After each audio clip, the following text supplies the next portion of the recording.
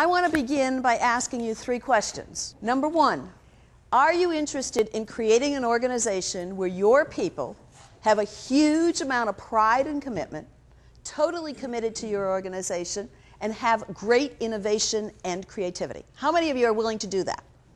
Okay, perfect. All right, we all want to do that. All right, next item. How many of you want to create a customer base that will refer you to other customers, all right, that will recommend you no matter what the situation is, will continue to buy you, and will even pay more for your services? Anybody willing to have that situation? Yeah, wouldn't that be the ideal? Okay, now let's talk about the brand. How many of you would love to have a brand like Kleenex, Xerox, Volvo? All right, wouldn't that be the best? All right, and where people really trust you for your quality and the value that you give.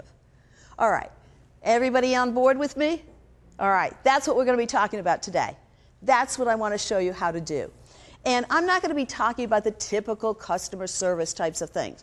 What I'm going to talk to you about is stuff that is basic. At the same time, we so often forget it. All right? This is not brain surgery, ladies and gentlemen. All right?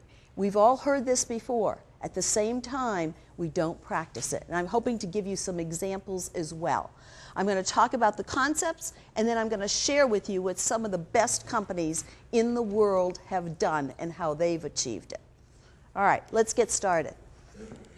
All right, 4 items: authentic leadership, trust, engagement, and empowerment. And I'm going to talk about each one of these in turn. The first one is authentic leadership. Now, in addition to my books, there's a lot of other good, really good books out there. I have to put a plug in. And one of my favorites right now is the authentic leadership book, True North, by Bill George.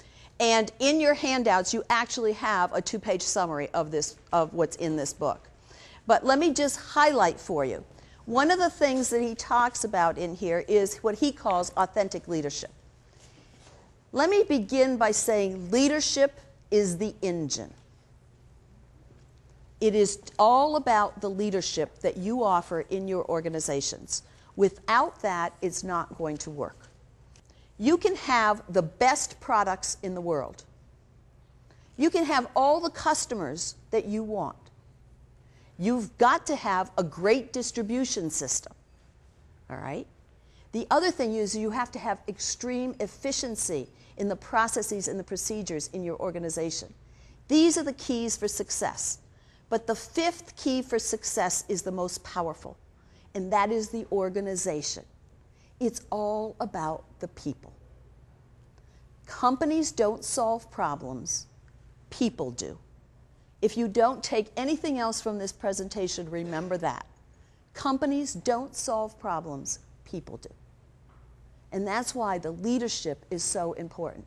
Now, in this leadership, the first thing we've got to know is the center, the core of this chart.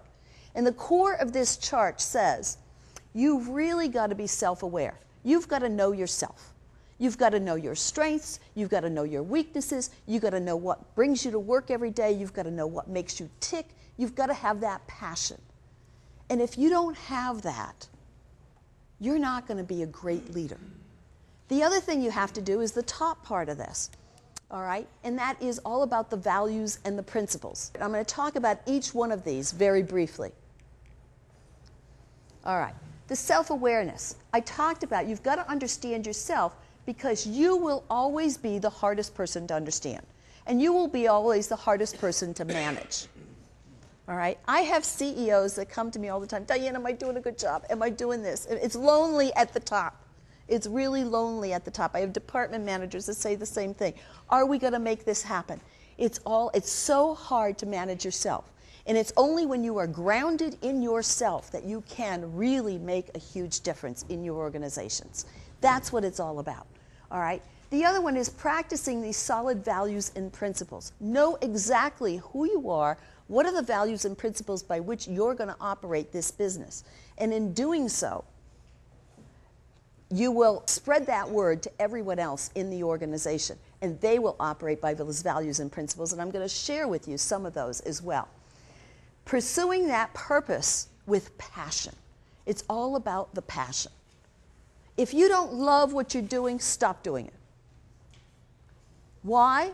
Because you don't need to have a heart attack, and you don't need to get cancer. It's plain and simple. And if you're not doing what you absolutely love what you do and coming to work feeling like you're making a huge difference every single day, I will guarantee you that you will die of a heart attack or you will contract some form of cancer. Seriously, it's all based on stress. Do what you love what you do. That all leads to making sure you have a great support team. You cannot operate without good people around you, putting the right people in the right place at the right time. As I said earlier, companies don't solve problems. People do. It's making sure you have the right people.